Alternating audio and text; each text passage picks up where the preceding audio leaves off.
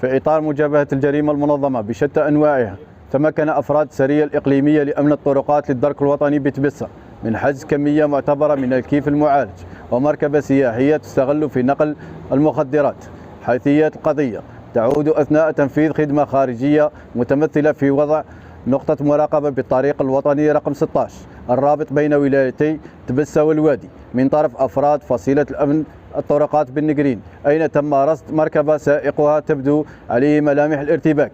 بعد إخضاع المركبة للتفتيش الأمني تم حجز كمية من الكيف المعالج تقدر بحوالي 2 كيلوغرام. على الفور تم توقيف السائق ومرافقه واقتيادهما إلى مقر الفصيلة لمواصلة التحقيق مواصلة لعملية التفتيش، وبالاستعانة بالكلب العسكري اختصاص مخدرات تم العثور على كمية أخرى مخبأة بإحكام في تجويف مموه ومعد مسبقا. هذه العملية مكنت من حجز 11.9 كيلوغرام من الكيف المعالج والمركبة المستعملة في التهريب مع توقيف شخصين.